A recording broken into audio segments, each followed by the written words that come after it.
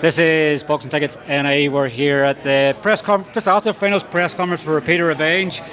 I guess, Jimmy, I'll start obviously off, like, what is it about calling the boxing cards? You sort of seem to have the sort of fight week, I guess, as every fight card you can have with sort of dilemmas. You 2 off, 2 on, sort of maybe relieved it's probably only 2 off, and probably sometimes we can see where you had 4 or 5 off in fight week.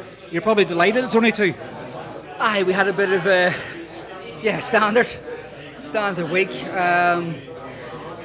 which was a bit, through his thing. Rudy and Jared was I think the people's co-main event. Would be right in saying it had the build-up, it had the history, it had everything. They were selling it really well. Rudy went down to Ballycastle for an amateur show in the ring, done a really great job, but just a medical query on the fight, and we didn't have enough time to rectify it. It was just a bit of a mistake on one of the boxers' behalf, but it's not career defining. It's something that we can fix going forward, and hopefully it'll be fixed pretty soon, and we can revisit it again before the end of the year. Obviously, speaking on the card, then I guess even when the card was fully sort of set, I think my favourite fight was Fearghus Quinn and Ashton Brown.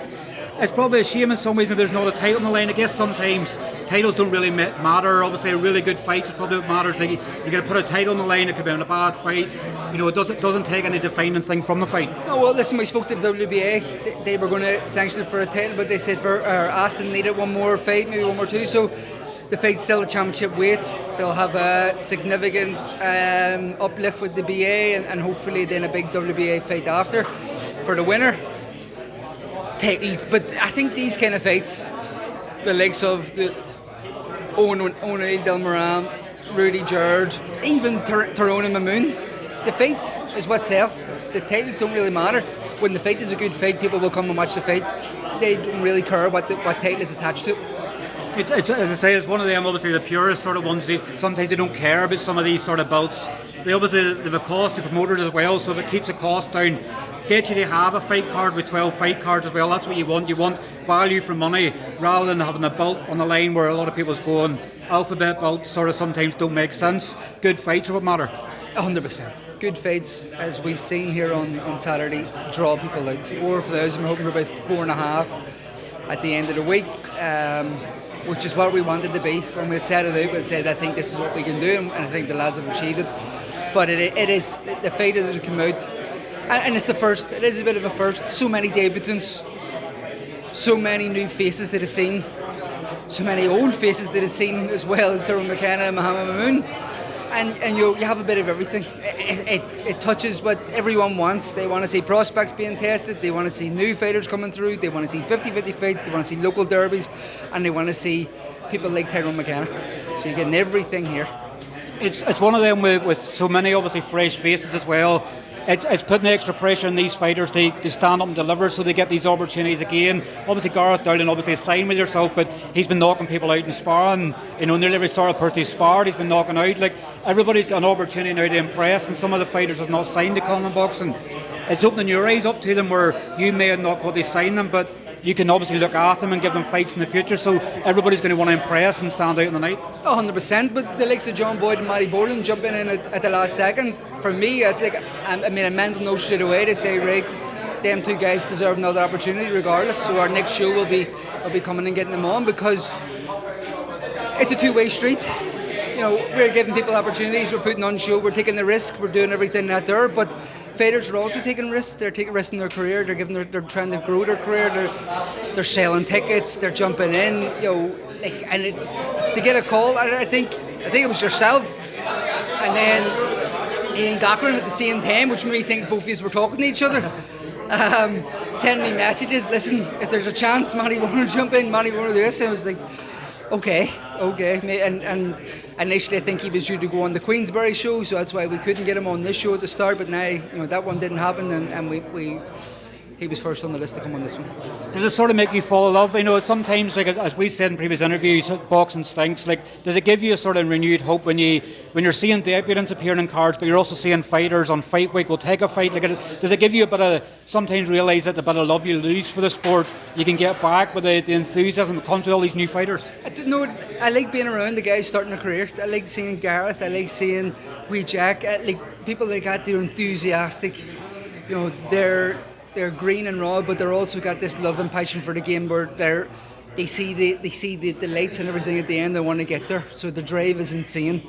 How they've all went about this, you know, they're really promoting themselves. It's something that people don't understand. It's when you come over from the from the amateurs to the pros, it becomes less of a sport and more of a business. And a lot of these young guys have got that straight away. No, right, I need to sell tickets. I need to impress. I need to be working in the gym. I need to be active on social media. I need to be taking opportunities, the likes of Maddie and John, when they just get it presented at their last minute. So it does, but in my head it's like, right, try and help them guys going forward. If we can, we will. We'll be working our balls off to help them. It's the 11th, obviously, Irish Show of the Year, obviously, and we're only at the start of August.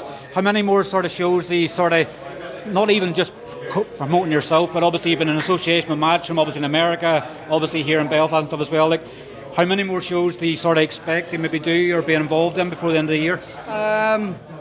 I'm getting married next month, so we're not going to do nothing then. And then I think maybe we'll have something planned potentially for October. And then we'll see with one or two things. So we're looking at dates with Matchroom for the Crocker in Belfast, and we're trying to figure that out with the arena and stuff. But just trying to figure a few things out at the minute. We are planning one or two before the end of the year. Not all in Belfast, but just having a look elsewhere. Maybe one down south, one across the water in Scotland. Yeah, just working with one or two other promoters as well.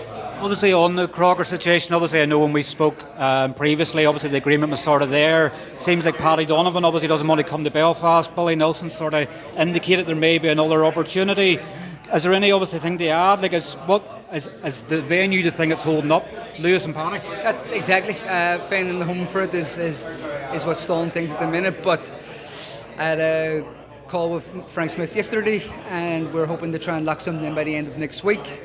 It was in LA. I spoke to him this morning about Gaisoff after he won it last night, and for something for the BA, and then we're still trying to look to see what we can do with Paddy and Lewis also. I think I'd sort of maybe highlighted maybe this morning that obviously the Terence Crawford situation this weekend can maybe play a big part in that in some way. Yeah, definitely. There's a few opportunities where Lewis is ranked really highly. And having the backing of Matchroom is a big help. We're trying to push him into big opportunities, big fights, big title fights, and we're just exploring all options at this moment in time. We're not set on any one fight. There is a good few fights being mentioned at the minute. Obviously, it's probably nearly your first big show without Paddy McCrory in a few years as well. Like, I'm sure, obviously, you're sort of nearly having to not make eye contact with him too much because he would probably take a fight in 5 weeks' notice as well.